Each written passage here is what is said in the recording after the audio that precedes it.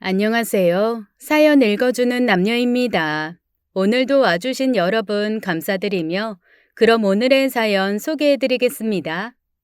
내가 너한테 3억 쥐어줄 테니까 너 내 딸 좀 네 딸로 해줘라. 응? 제가 살면서 받았던 수많은 제안 중 가장 화가 났던 제안이었습니다. 사람을 돈을 앞세워서 이야기하는 건 납치 사건에서밖에 들은 적이 없어요. 그런데 그렇게 기가 막힌 제안을 저는 받았었습니다. 그것도 제 친언니에게서요. 사는 게 돈이 많으면 다 될 것 같고 무조건적으로 행복할 것 같다고 온 세상이 말하고 있지만 저는 아니라고 봅니다. 적당히 가지고 적당히 베푸는 것, 가지는 것에도 선을 두는 게 정당하다고 생각해요. 어떤 이는 그런 말은 많이 가져보지 않아서 그런 거다라고들 하지만 많이 가졌다는 기준은 사람마다 다 다르니까요. 하지만 저는 제 인생에 있어서 넘치게 가진 사람이라고 생각합니다. 지금의 제 딸아이를 가졌으니까요. 돈돈거리던 저의 1살 터울 친언니는 어릴 적부터 유난이었습니다. 어릴 적부터 우선순위가 돈이었어요. 엄마, 나 교복 바꿔줘. 지금 입고 있는 교복은 구리단 말이야. 잘 사는 집 애들이 따로 맞추는 가게가 있어. 나도 거기서 맞출래. 그래야 걔들이랑 나랑 레벨이 맞지. 바꿔줘. 그렇게 부모님께 요구하는 걸 많이 봐왔어요. 그래서 들어주다 지쳐 들어주지 않으시면 언니는 부모님 지갑에 손을 대서라도 원하는 걸 얻어야 하는 사람이었습니다. 그래서 혹시라도 어긋날까봐 부모님은 주는 쪽을 택하셨어요. 혼을 내보기도 하셨는데 혼을 냈을 때 언니가 바로 가출을 해버렸습니다. 아휴, 네 언니는 어디로 튈지 모르는 애라서 혹시나 집 나가서 나쁜 일 당하고 어떻게 돼버리기라도 할까봐 조마조마야. 저리 폭탄 같아서 아주 사는 게 사는 것 같지가 않다 나는. 고쳐지지를 않아. 아빠나 나나 지친다 쟤 때문에. 언니 때문에 부모님이 힘들어하시는 것도 너무 싫었고 그런 언니 때문에 저라도 얌전히 살아야 할 것 같아서 싫었습니다. 그래도 학창 시절엔 그나마 봐줄만 했어요. 부모님 울타리에서 정리할 수 있는 선이었어요. 그런데 성인이 되고 시야가 넓어지면서 언니의 아나무인 태도의 범주도 넓어졌습니다. 성인이 되자마자 술이 떡이 되어 들어오는데 그럴 때마다 모르는 남자 등에 엎여 들어왔어요. 계속 남자가 바뀔 줄도 모르고 부모님은 처음 몇 명에게는 차를 대접하고 이것저것 물으면서 좋아하셨습니다. 언니가 진지하게 만나는 남자친구인 줄 알고 말이죠. 하루 만나 간보고 내쳐버릴 수많은 남자들 중 한 명인지도 모르고 말입니다. 성인 되고 대학생활 내내 제대로 공부도 안 하고 술과 남자, 특히 돈 많은 남자만 쫓던 언니는 아주 재빠르게 소기의 목적을 달성했어요. 대학을 졸업하기도 전 제가 막 대학에 들어갔을 때 결혼을 하겠다고 했습니다. 엄마, 아빠, 나 결혼할 거야. 그 사람이 좀 있는 집 자식이라서 예물이랑 혼수 수준이 좀 있는데 우리 이 정도는 해줄 수 있지? 이거 리스트니까 이 정도 생각하면 된대. 반대할 생각 마. 나 아기 가졌어. 그 사람 애야. 그러니까 제대로 얻어 걸렸을 때 빨리빨리 해치워야 돼. 그 사람 집안이 얼마나 대단한 줄 알아? 그 사람 아버지 이름을 대면 사람들이 넙죽넙죽 인사를 다 한다니까. 그래서 급해. 빨리 내가 낚아채야 돼. 결혼을 하고 사랑하는 사람과 행복하게 살고 싶다가 아닌 꼭 귀한 물건을 무슨 수를 쓰던 남들보다 빠르게 낚아채고 싶다 말하는 언니의 모습. 제가 다 질리더라고요. 그렇다고 해서 저희 집이 가난하지 않습니다. 어느 정도 먹고 사는 집안이에요. 어머니가 가정주부이시긴 하지만 아버지가 저와 언니, 엄마 세 가족 부족치 않게 먹여 살릴 능력 있으신 분이시거든요. 그러니 어머니, 아버지, 저까지 소박하고 알뜰한 편이고요. 하늘에서 솟았나 땅에서 튀어나온 건가 모를 만큼 유독 언니 하나만 그랬습니다. 부모님께서 어릴 때는 그런 언니가 엇나갈까봐 걱정을 하셨고 나이가 들고 성인이 되어서 욕심만 더 커져가는 언니를 포기하셨어요. 그래도 결혼하면 나아지겠지, 사랑하는 사람 만나서 사는 건데 달라지겠지 했어요. 그래서 부모님께서 집 담보대출을 받아서까지 언니를 시집 보내셨습니다. 무리하게 요구했던 예물 혼수 싹 다 맞춰주셨었어요. 그리고 세상 제일 화려한 결혼식을 했습니다. 제 평생 나이 든 지금까지도 수없이 결혼식을 다녔지만 저희 언니가 했던 결혼만큼 화려하고 욕심이 덕지덕지 가득한 결혼식은 본 적이 없어요. 그래도 이런 게 성공한 건가라는 단모를 의문에 쌓이기도 했죠. 친척분들은 그런 언니가 영리하게 잘 시집가는 거라고들 말했었습니다. 그래, 어차피 결혼해서 살면 다 거기서 거긴데 돈 많고 여유 있는 사람 만나서 심적으로 안정받고 살면 좋은 거지. 제가 여우 같은 게 엄청 영리한 거야. 돈 많은 남자 만나기가 어디 쉬운 줄 알아? 돈 많은 남자가 멍청해서 만나줄 것 같아? 제가 그만큼 그런 능력이 된다는 소리잖아. 잘 된 거야, 잘 된 거. 지 엄마 속을 그렇게 뒤집더니 여태 속썩인 걸 결혼으로 효도하네. 세상에나. 뭐로 가도 서울만 가면 된다고 여태 눈살이 찌푸려지게 산 언니지만 결혼을 부자랑했으니 장땡인 건가 참 아이러니했죠. 그래도 언니가 집에서 나가니 서운하고 빈자리가 느껴지기는 했습니다. 매일 언니 보면서 속 터지던 엄마께서도 우시더라고요. 그런데 나중에 알았어요. 그런 감정의 과정들이 서운함이 아니라 통쾌함이었다는 걸요. 며칠 서운하다가 속 시끄럽게 하는 사람 없으니까 그렇게 살만한 게 없더라고요. 밤만 되면 안 들어오는 언니 때문에 역까지 걸어나가고 전화통 붙들고 있던 부모님을 안 보게 되어서 좋았어요. 언니 때문에 밤에 일이 생기니까 부모님이나 저나 저녁은 늘 안 먹었었거든요. 언니 나가고 좀 지나서는 식구 셋이서 외식도 하고 밥도 잘 차려 먹고 했습니다. 그제야 좀 사는 것 같고 살만 나더라고요. 언니가 결혼을 하고 1년이 채 안 되었을 때였나 그날도 평소처럼 부모님과 앉아서 여유롭게 저녁 식사를 하고 있는데 벨이 울렸습니다. 그리고 희미하게 아기 울음소리도 들려왔어요. 이 시간에 올 사람이 없는데 무슨 일인가 하고 나가보니 언니가 서 있었어요. 그리고 태어난 지 얼마 되지도 않은 조카를 안고 말입니다. 언니, 이 늦은 시간에 연락도 없이 무슨 일이야? 날도 추운데 애까지 데리고. 형부랑 또 싸웠어? 그래서 갑자기 온 거야? 왜 또? 그러자 언니는 막아선 저를 제치고는 터벅터벅 집 안에 들어와 제게 아기를 안겨주고는 제 식탁 자리에 앉아서 미친 듯이 밥을 먹었습니다. 배고파서 죽는 줄 알았다면서 우걱우걱 우악스럽게도 먹는데 저를 비롯해 부모님까지 굳어서는 그런 언니를 멍하니 바라보았어요. 언니는 어느 정도 배를 채웠는지 수저를 탁 내려놓고 한다는 소리가 나 이혼당했어. 위자료 줄 테니까 꺼지라더라. 그지 같은 자식. 알고 보니까 그 집 그렇게 부자도 아니야. 중소기업쯤 되려나? 어쩌다 어중간하게 성공한 집안인 거지. 시집 가서 보니까 뭐든 다 죄다 빚을 깔고 있어. 불안해서 살아오디? 그리고 나중에는 시사하게 굴더라.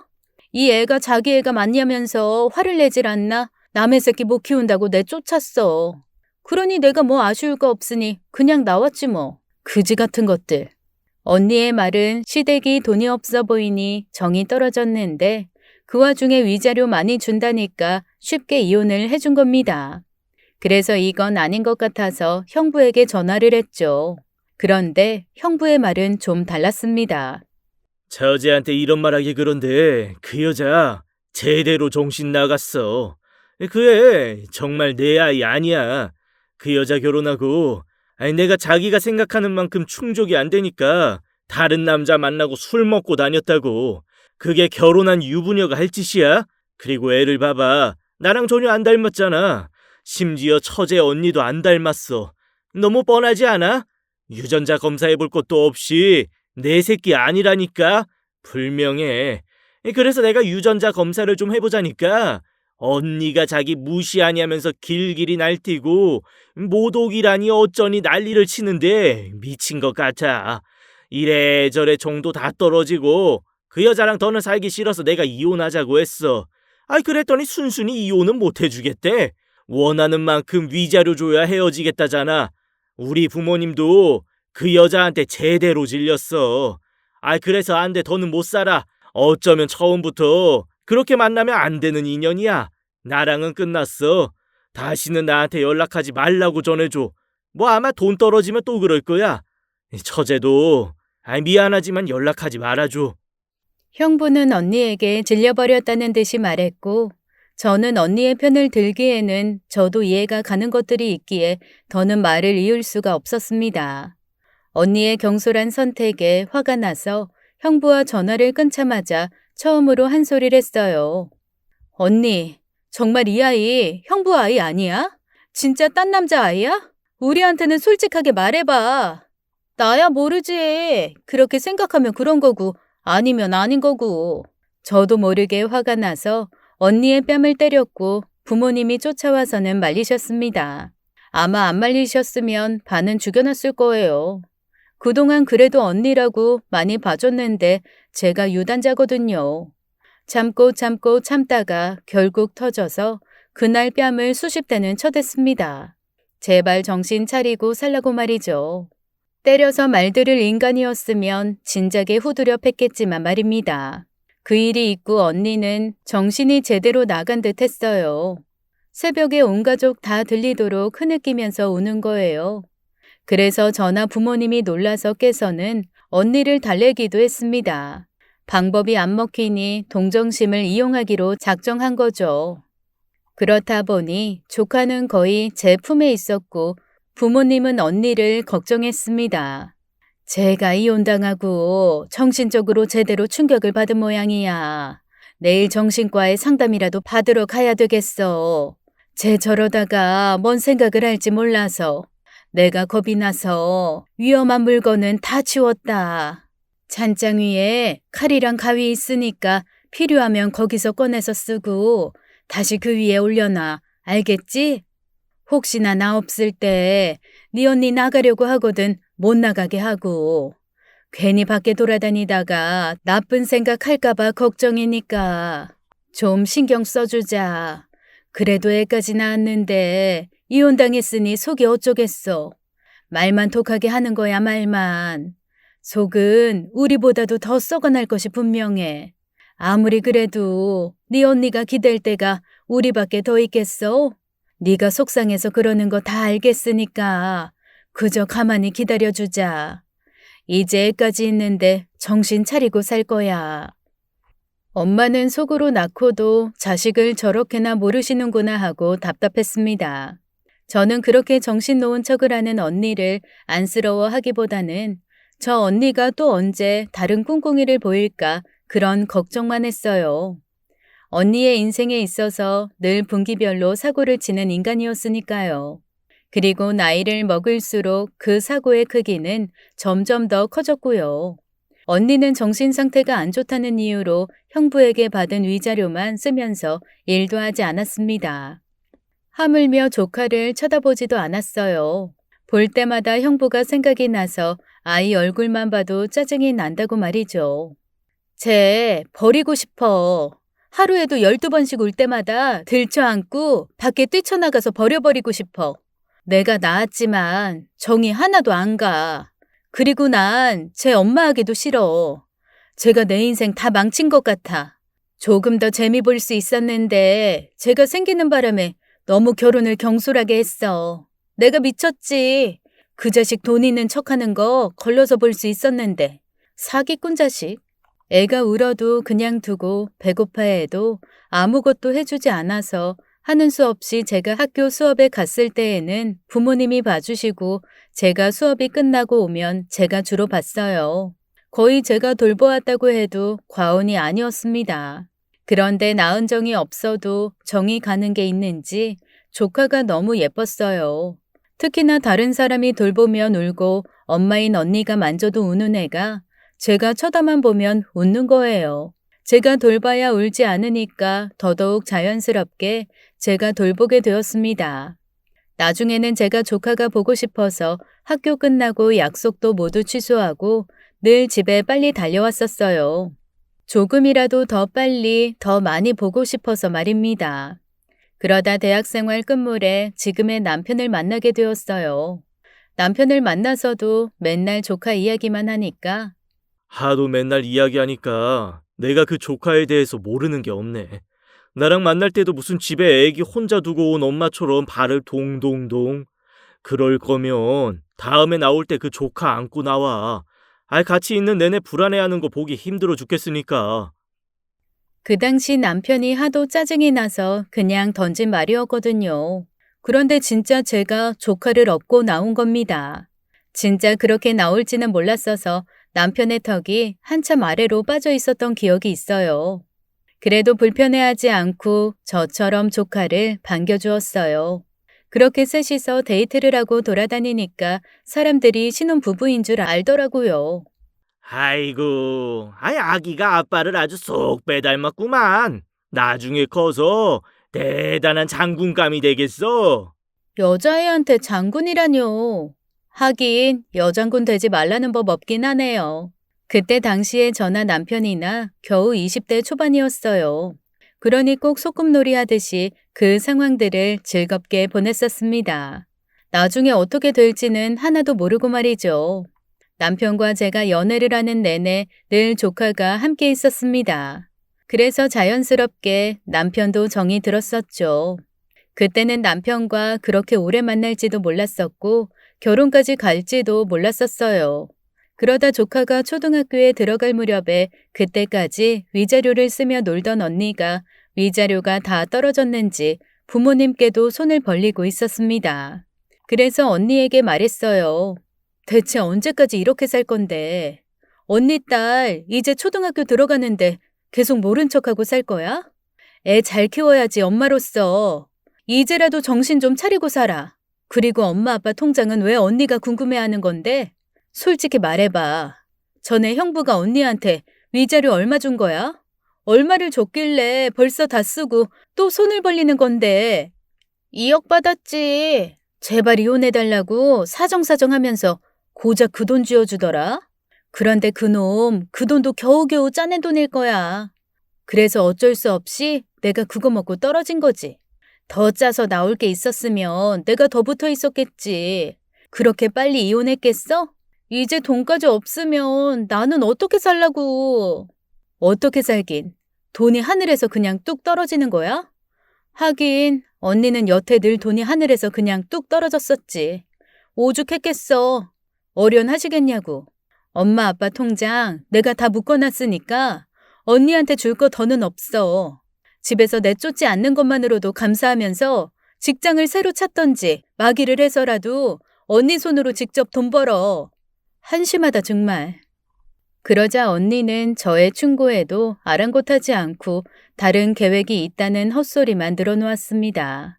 잉여 인간처럼 매일 할 일 없이 시간만 보내던 언니는 어느샌가부터 바빠지기 시작했어요.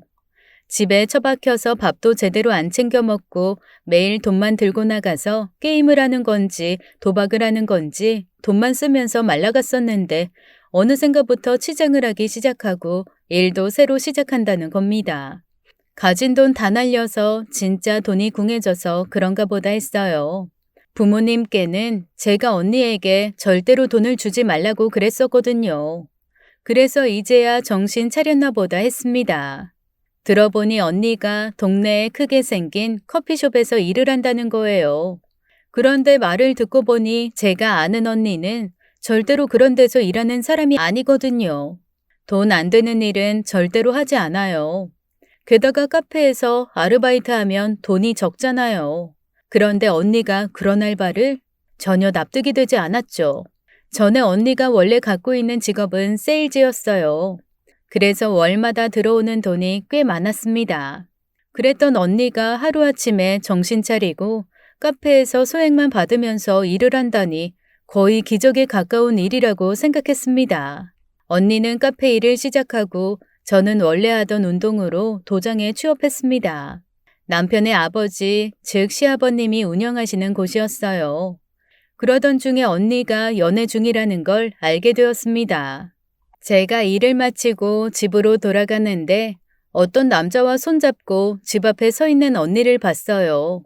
누가 봐도 아무 사이 아닌 게 아닌 듯 했습니다. 그 남자가 차를 타고 지나가고서야 언니에게 아는 척을 했어요. 알면서도 누구냐고 물으니 굴러들어온 호박이라고 말했습니다. 그 남자 때문에 지금 일하는 카페에 취직한 거라고 말이죠. 동네에 하나 유일하게 있는 커피숍이라 언니가 매일 가다시피 했었는데 어느 날 카페에 앉아서 이야기를 듣다 보니 젊은 남자 사장이라는 거예요.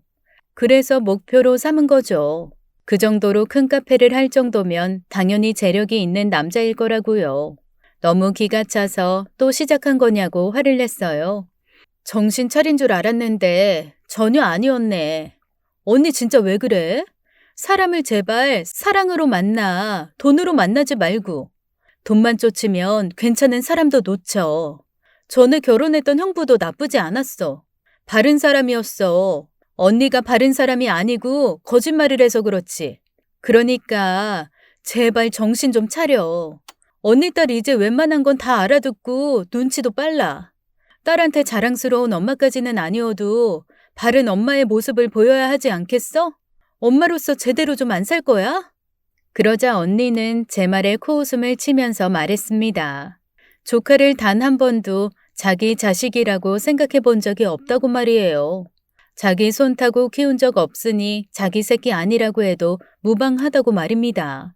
낳으면 당연히 모정이 생기는 줄 아니? 나는 그래서 일부러 정 안 줬어. 물론 정도 안 들었지만 걔를 내가 그때 애 아빠한테 보내버렸어야 하는 건데 그게 진짜 천추의 한이다 한. 누가 데려가서 키워줬으면 좋겠어.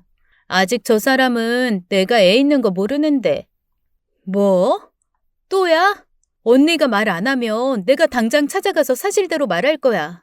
언니 이혼도 했고 초등학교 다니는 딸도 있다고. 그러니까 만나시려거든 잘 알아 만나시라고. 언니 그거 사기야 사기. 만나는 상대한테 당연히 그 정도는 말을 해주는 게 예의지. 내일 당장 말해. 안 그럼 나 정말 바로 달려가서 다 말해버릴 거니까. 그러던 중에 제가 매일 일하면서 시아버님을 마주하다 보니 아버님께서 이럴 거면 결혼을 일찍 하는 게 어떻겠느냐고 말씀해 주셨습니다. 김사범, 이럴 거면 빨리 우리 아들한테 와서 같이 운영하고 여태 지내온 것처럼 사는 게 어떨까?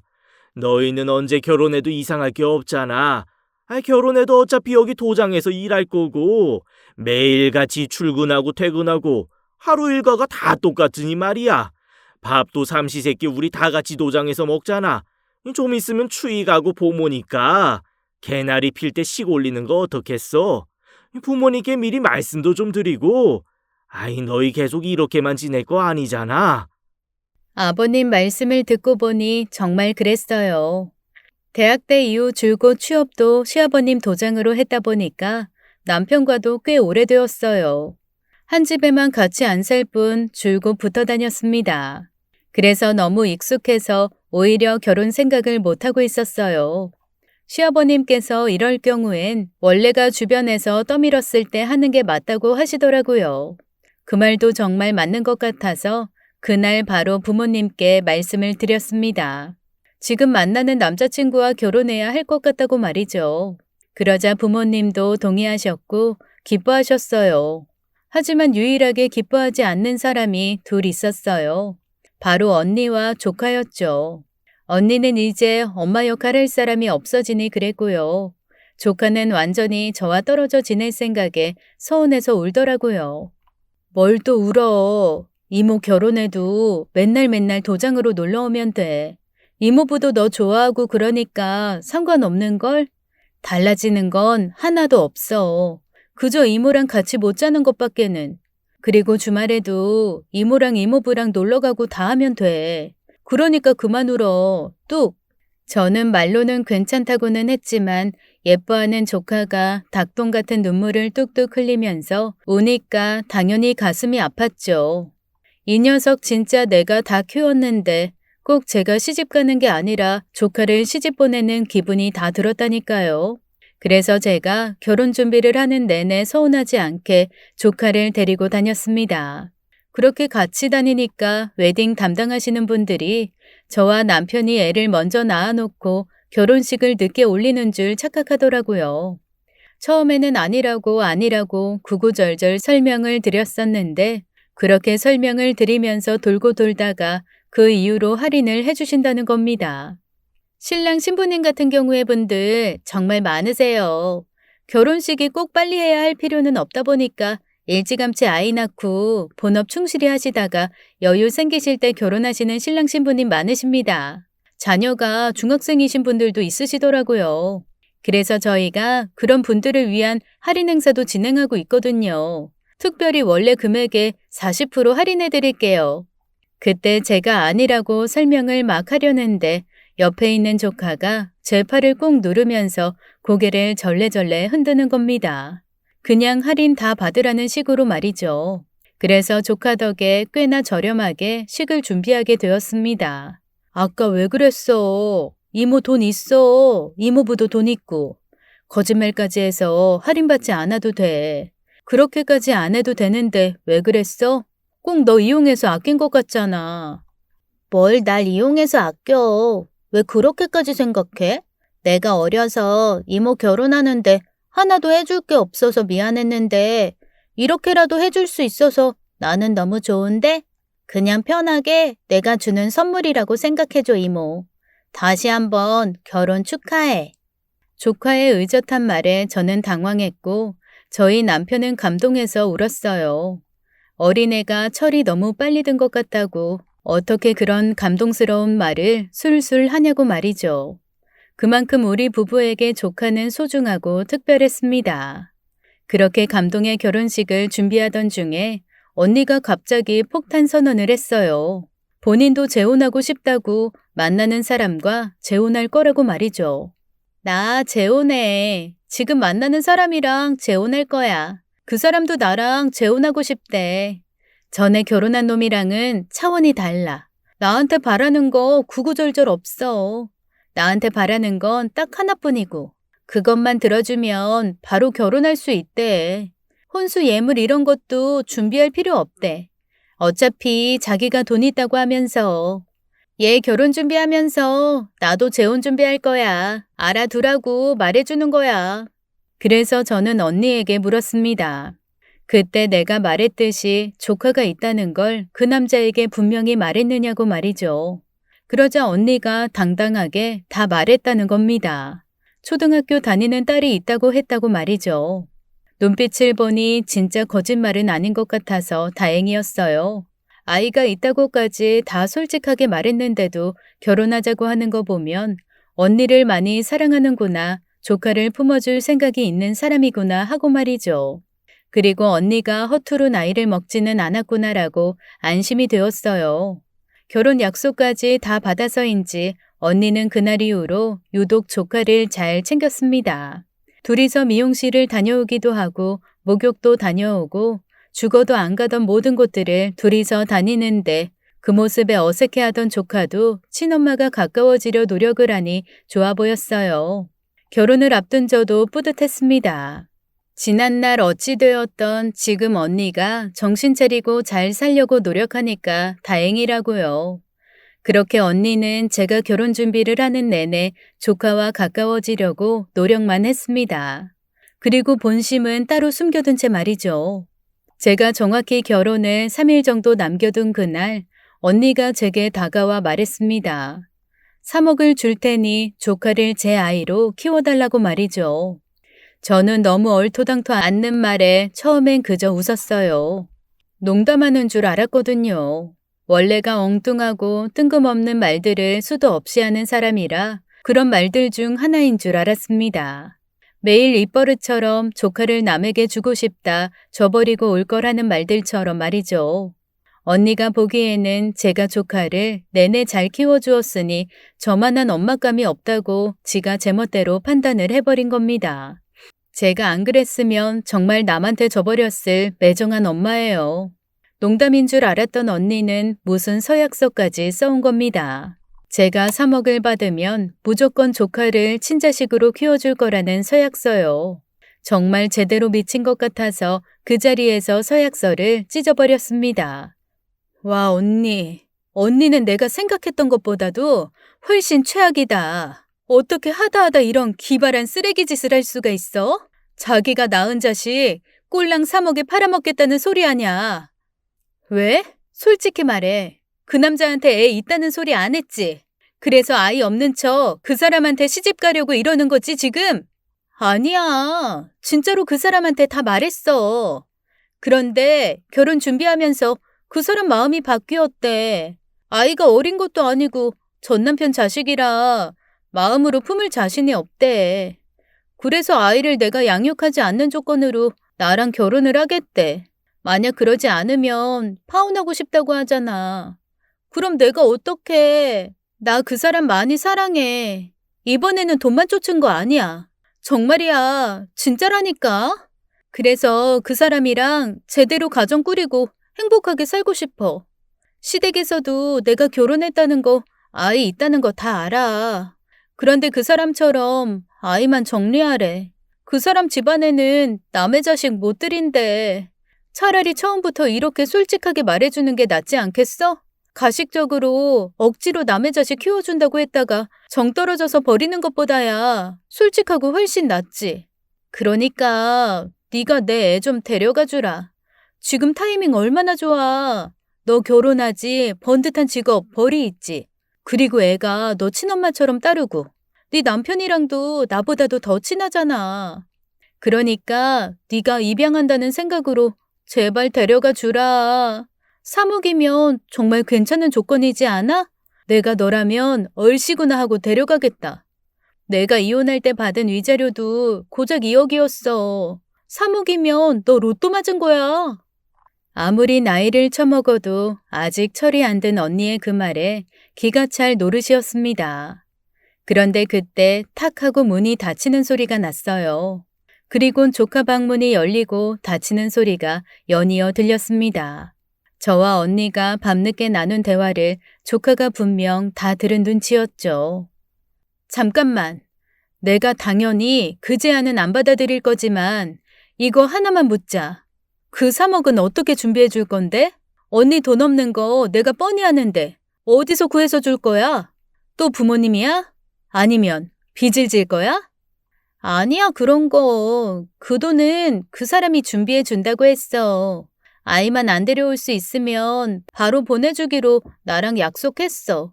이 제안도 그 사람이 한 거야. 애만 없으면 내가 완벽하다고, 너무 좋다고. 너무 사랑한다고, 빨리 결혼하고 싶다고 그랬단 말이야. 그러니까 내가 오죽하면 너한테 이런 부탁을 다 하겠어? 네가 계약서 사인만 하면 너한테 바로 3억 들어오는 거야. 너무 괜찮잖아. 언니, 그런 제안을 하고 그렇게 말하는 사람이면 그 사람도 제정신 아니야. 너무 별로인 사람인 거라고. 세상 어떤 사람이 아무리 사정이 그래도 자기가 낳은 딸 버리고 오라고 시키냐고. 그것도 서약서 써주면서 돈 주고 버리고 오라고 말이야. 언니 딸이 무슨 물건이야? 돈 줘버리고 버리고 오게? 언니도 언니지만 그 사람도 참 별로다. 결혼부터 다시 한번 생각해봐. 난 그런 마인드를 가진 사람 형부로 두고 싶지 않네. 둘 다 미친 것들이었어요. 어쩌면 천생연분이겠다 싶었습니다. 그리고 제가 결혼하기 이틀 전에 조카가 제게 말했습니다. 이모, 엄마 말대로 그 돈 갖고 나도 데려가면 안 돼? 나 이모부도 너무 좋고 이모가 너무 좋아서 이모부 자식 하고 싶어. 엄마는 날 언제 버릴지 몰라서 불안해. 그리고 이미 엄마는 나 버린 거나 마찬가지잖아. 그러니까 이모가 제발 나 좀 데려가 주면 안 돼? 나 말썽 안 부리고 말 잘 들을게. 밥도 조금 먹을게. 돈 많이 안 들게 살게. 그러니까 진짜 나 입양해주면 안 될까? 내가 정말 잘할게. 그런 조카의 말에 저는 아무 말도 할 수가 없었습니다. 그래서 그날 밤에 남편을 따로 공원에서 만나서 그간의 일들을 털어놓았어요. 펑펑 울면서 말이죠. 그러자 남편이 한참을 생각하더니 그렇게 하자고 하는 겁니다. 조카를 우리가 거두고 우리 부부의 호적에 올리자고 말이죠. 어쩌면 저 또한 남편이 그렇게 대답을 해주길 바랬는지도 모릅니다. 상의라기보다는 온전히 부탁을 하려고 만났을 거예요. 다만 남편은 시부모님을 어떻게 설득해야 할지 걱정이라 말했습니다. 제가 조카를 딸처럼 키우고 있고 언니의 상태에 대해서 시댁에 자세히 말한 적이 한 번도 없었다고요. 내가 당신 조카랑 격없이 지낸다는 걸 잘 알고 계시지만 뭐 딱 그 정도로만 알고 계시고 자세한 사정은 모르시거든. 게다가 결혼 이틀 전에 이런 걸 말씀드리면 충격 받으실 텐데 어떻게 해야 할지 모르겠다. 내일 우리 둘이 같이 한번 말씀을 드릴까? 우선 오늘 밤에 가서 내가 미리 말을 해놓을게. 내일 한번 집으로 와. 우리 부모님이시지만 어떻게 나오실지 실은 나도 잘 모르겠어 정말. 그래서 알겠다고 하고는 어떻게 설명을 드리고 부탁을 드릴지 밤새 뜬 눈으로 고심했어요. 제가 그러고 있는 동안 언니는 생각 없이 잠을 자고 있더군요. 그리고 잠든 조카를 바라보았습니다. 얘를 두고 내가 결혼해서 떠나면 어쩌면 내가 슬플 수도 있겠다. 그런 생각이 들었어요. 그만큼 저의 조카를 생각하는 마음이 다른 이모들과는 달랐으니까요. 다음 날 오전 일찍 남편에게 전화가 왔고 당연히 시부모님께서 반대하신다는 것이었죠. 예상하고 있었던지라 그 길로 바로 시댁으로 갔습니다. 이런저런 구구절절한 사연을 다 말씀드렸지만 무조건 안 된다라는 말씀이셨어요. 그러자 남편이 사실 엄마 아빠 반대하셔도 우리는 애 데려올 거야. 허락 받으려는 게 아니고 미리 말씀드리는 거예요. 나중에 모르고 계셨다가 알고 놀라실까 봐서요. 화나시고 이해 안 가시는 거 다 이해해요. 그런데 그만큼 아이랑 제가 이 사람 만난 시간만큼 아이랑도 시간 다 가졌어요. 물론 제가 키운 건 아니지만 그만큼 감정적 유대가 많이 쌓여 있고요. 부모님께서 절대로 이해 안 가실 것도 당연해요. 저도 남이 이렇다고 하면 반대할 거거든요. 그래도 해요, 우리. 좋은 날 앞두고 이런 말씀 갑자기 드려서 죄송해요. 남편의 말에 시어머니께서는 주먹으로 가슴팍을 쿵쿵 치셨고 시아버님께서는 양팔을 무릎에 올리시고는 고개를 푹 숙이셨습니다. 남편 고집이 이만저만이 아니기 때문에 어차피 반대한들 안 먹힐 거라 생각하신 거예요. 그리고 제 입장에서는 이미 결혼도 하기 전에 시댁에 밉보이고 시작한 것이었습니다. 하지만 그런 것들이 두렵지 않을 정도로 조카가 소중했어요. 식을 올리고 원래 시댁에서 살 예정이었지만 아이를 생각해서 집을 따로 얻었습니다. 그것 또한 남편의 배려였어요. 조카 방도 따로 마련해 주었어요. 이렇게 제 선에서 모든 걸 다 정리한 후에 말했습니다. 우선은 조카에게 이제는 너는 내 조카가 아니라 딸이야. 이모한테 이모가 아니라 엄마라고 할 수 있겠어? 못하겠으면 평생 안 해도 괜찮아. 이모부한테도 아빠라고 안 해도 돼. 평생으로 시간 줄게. 우리 원래같이 또 같이 살자. 조카는 뛸 듯이 기뻐하면서 제게 안겼고 남편은 조카를 쓰다듬었습니다. 그리고는 친정 부모님께 말씀을 드렸어요. 언니가 말 안 했지? 언니가 글쎄 나한테 계약서 내밀면서 3억 줄 테니까 조카를 자식으로 키워달라고 그러더라. 언니 그렇게 만든 거 엄마 아빠가 그런 거야. 어릴 때 반 죽여놨어야 됐어. 저 또라이. 난 그 제안 받아들이기로 했고 조카 이제 내 딸이야. 앞으로 엄마 아빠도 내 딸로 불러. 그리고 그 3억은 안 받아. 무슨 내가 애 납치했어? 어떻게 예상대로 돈 거래를 해? 진짜 제대로 제정신 아니야. 시부모님께서는 아직 이해 못하셔. 당분간은 시간이 좀 걸릴 것 같아. 그래도 남편이랑 나는 우리 조카 자식으로 받아들이기에 문제 없다고 판단했어. 원래도 내 자식처럼 알고 지냈지 뭐. 여기 엄마 아빠가 증인이야. 서류고 나발이고 애상대로 그딴 거 쓸 생각 마. 돈 필요 없으니까. 나중에 맘 바뀌어서 애 내놓아라 그런 말만 하지 마. 여태 그래왔지만 앞으로는 법적으로 내 딸이야. 알겠어? 너 나중에 딴소리 하기만 해봐. 애 못 키우겠다고 돌려보내면서 돈 안 받지 않았느냐고 그딴 소리 하기만 해. 지금 네가 네 입으로 말했다. 네 새끼라고 이제는. 퇴퇴. 아싸, 3억 굳었네. 그 돈 내가 받아 챙길 거니까 넌 그냥 입 닫고 있어. 괜히 그 사람한테 말하기만 해. 그렇게 해서 언니는 결국 원하는 결혼을 얻어냈습니다. 결혼하고 형부가 외국에서 카지노 사업을 한다며 바로 외국으로 출국했어요. 부모님도 어찌되었던 거머리 같은 언니가 그렇게나마 정신 차리고 정착해서 그저 다행이라고만 하셨습니다. 저 또한 그런 언니가 제발 잘 살기를 기원했어요. 제발 돌아오지 말아달라고 말입니다. 내가 이렇게까지 해줬으니까요. 얻는 게 있다면 잃는 게 있듯이 반대로 잃는 게 있다면 얻는 것도 있고요. 저는 조카를 데려와 친자식으로 키우지만 시댁은 제게 거의 없는 상황이었습니다. 시부모님께서 받아들이지를 않으셨어요. 그렇다고 해서 저와 남편을 안 좋게 보시고 구박을 하신다기보다는 조카를 만나려고도 하지 않으셨습니다. 굳이 만나고 싶지도 않고 당연히 껄끄러울 것 같다고 하시면서요. 그리고 더더욱이 저는 도장일로 매일매일 시아버님을 뵙고 있기 때문에 감정적인 불편함이 이만저만이 아니었습니다. 도장에서 내내 살얼음판을 걷다가 집에 와서 조카 얼굴을 보면 또 풀어지고 그런 시기였어요. 그리고 눈치 빠른 조카가 이걸 눈치를 챈 건지 어느 날에는 저와 남편이 도장일이 끝나기 1시간 전에 일부러 도장으로 찾아왔습니다.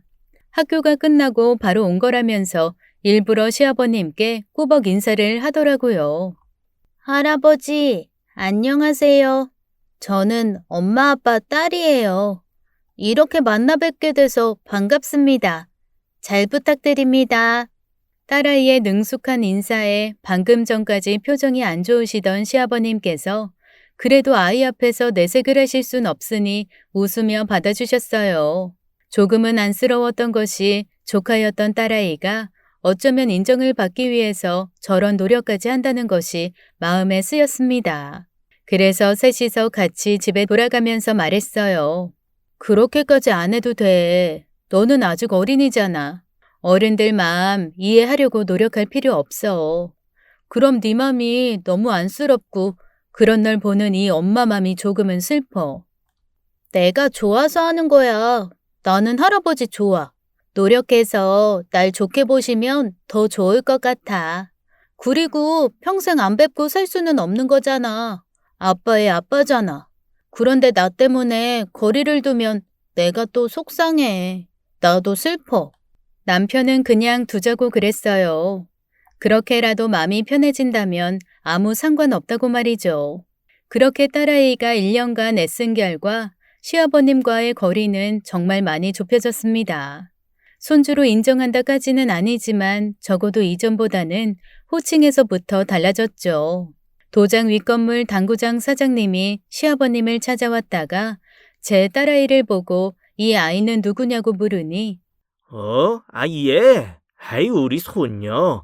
어쩌다 큰 손녀가 갑자기 생겨버렸어. 그런 식으로라도 꼭 말씀을 해주셔서 너무 감사했습니다. 그리고 우리의 딸로 10년 하고도 2년이 더 지나서 딸아이는 일을 할 수 있는 나이가 되었어요. 원래는 저와 남편처럼 운동 쪽으로 가겠다고 했지만 도중에 고등학생쯤 다리 부상이 생기면서 운동을 접고 한동안 고민을 많이 했었어요. 본인이 공부 쪽으로 다시 택하고 미치도록 노력을 하더라고요.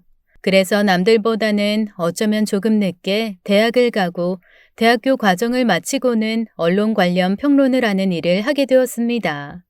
저나 남편이나 글과는 거리가 한참 먼지라 딸아이가 정확히 무슨 일을 하는 건지 알게 된 지는 얼마 되지 못했어요.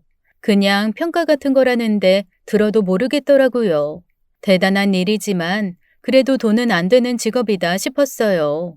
열심히 일하는 것 같은데 돈도 별로 안 쓰고 월급도 얼마 안 되는 것 같더라고요.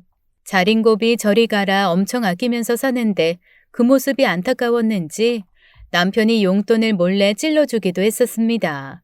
얘가 하는 일이 너무 궁금해서 내가 물어보니까 주변에 아는 이가 한 명 없대. 하긴 우리 다 운동하는 사람들이니 원.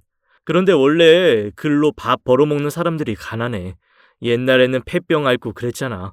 당신도 몰래 몰래 얘 돈 좀 찔러줘. 나이도 한창인 얘가 꾸미지도 않고 맨날 머스마 마냥 다니고 머리도 댕강 잘라가지고는 나이에 맞게 굴어야지. 안쓰러워. 그래서 저나 남편이나 진짜 돈 안 되는 직업인 줄 알았습니다. 가방도 맨날 에코백 오래된 거 메고 다니고 그 어떤 것에도 돈을 안 쓰더라고요. 그런데 내심 저도 모르게 안심이 되더라고요. 사치 허용 같은 건 유전이 아닌가 보다 언니보다는 진짜 날 닮았나 보다 했습니다. 그러다 남편과 제가 기가 막히게 놀랄 일이 있었어요. 딸아이가 프리랜서라서 따로 세금을 내야 하는데 세금의 금액이 상상 이상인 겁니다.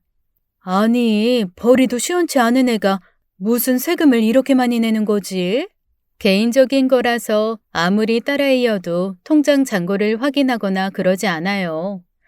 사회초년생이기도 해서 수습 월급이라 생각해 당연히 얼마 안 될 거라 단정 지었거든요. 그래서 조심스럽게 딸아이에게 물었어요.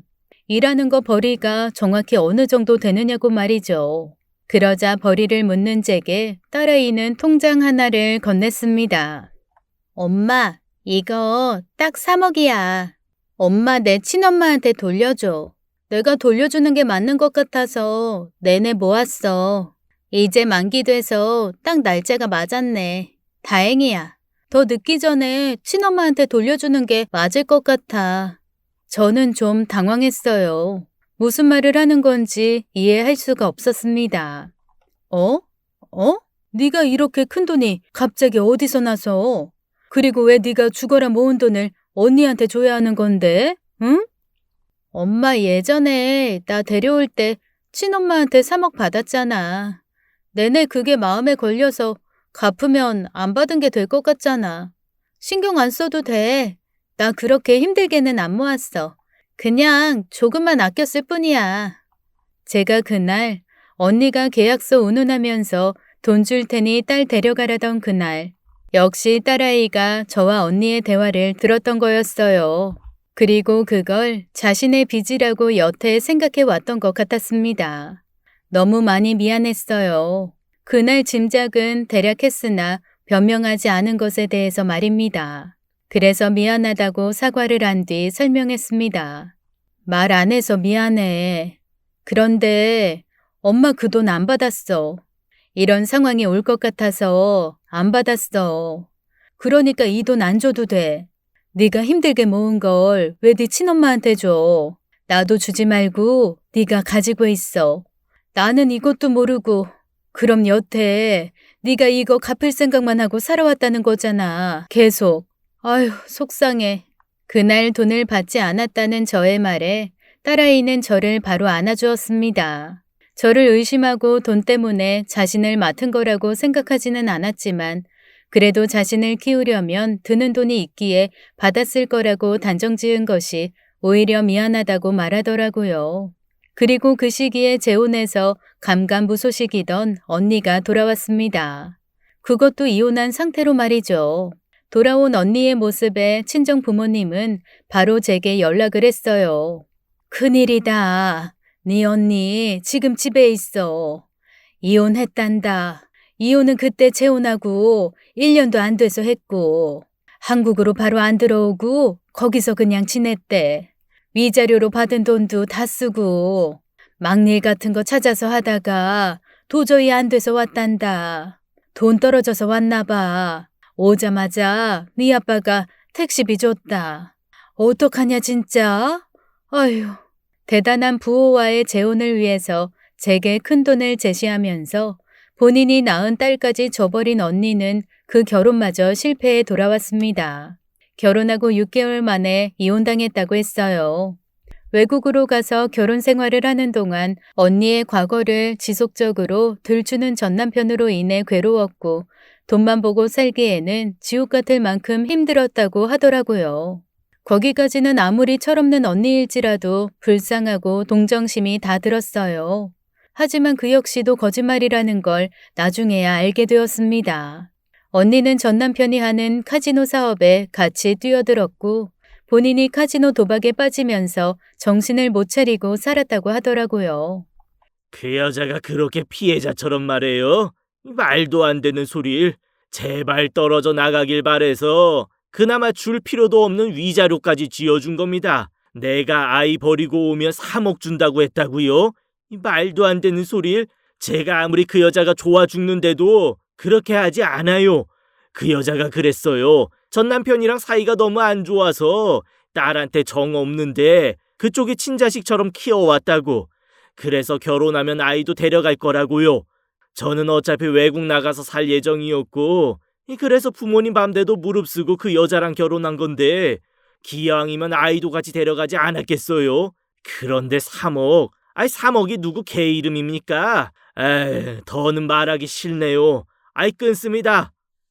언니는 처음부터 제가 그 돈을 받지 않을 걸 알고 있었고, 순전히 본인이 아이를 책임지고 싶지 않아서 그런 선택을 한 것이었습니다.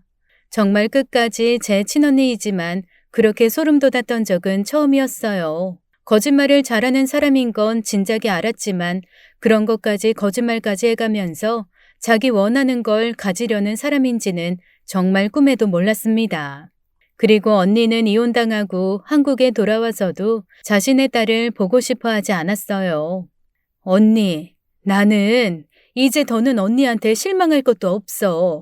그런데 언니 딸은 안 보고 싶어? 언니가 사람이야? 내가 딸이 어디 있어? 네 딸이겠지. 이봐. 내가 나중에 너 말 바꾸지 말라고 그랬어. 안 그랬어? 네 딸이야. 난 딸 같은 거 이 세상에 없어. 돌아온 언니는 나이 50이 되도록 제대로 된 삶을 살지 않았습니다. 이제는 나이가 많아서 재혼도 어려웠고 어릴 때나 잘 쓰였던 거짓말도 금세 들통이 나기도 했죠. 그러다 제 딸아이가 저와 남편에게 집을 바꿔주고 도장을 차려준다는 걸 부모님께 들은 후로 언니가 돌변을 했습니다. 이제 와서 자기 딸을 도로 내놓으라고 화를 내더군요. 내 딸 돌려놔. 이 부부 사기다나. 어디 남의 귀한 딸 데려다가 죽어라 일 시켜서는 너희 배만 불리냐? 정말 너무한 거 아니야? 찾아와서는 밑도 끝도 없이 딸을 내놓으라고 우겨대는데 그때 딸아이가 다가와서 말했습니다. 이모, 지금 뭐 하시는 거예요? 저희 엄마한테. 냉정하게 쏘아붙이는 딸아이의 한마디에 손목을 잡혔던 언니는 털썩 주저앉았습니다. 나이 50이 넘어서야 여태 자신이 얼마나 부질없이 살았는지를 깨달은 듯 했어요. 지금의 언니는 돌아가신 부모님이 남기신 집을 팔아서 작은 복권 가게를 하고 있습니다. 역시나 아직도 허황된 꿈을 놓지 못했구나 싶지만 이전과는 확연히 다른 삶을 살고 있어요. 부지런하고 운영도 잘하고 있고요. 혼자 살 생각에 노후 준비도 제대로 하고 있습니다. 딸아이 또한 최근에 결혼을 하고 예쁜 아들도 낳았어요. 자신을 버린 친모인 언니와는 일절 만나지 않고 있습니다. 저희 부부 또한 그게 맞다고 판단하고 있고요. 결론적으로 저는 언니에게 고맙게 생각하고 있어요.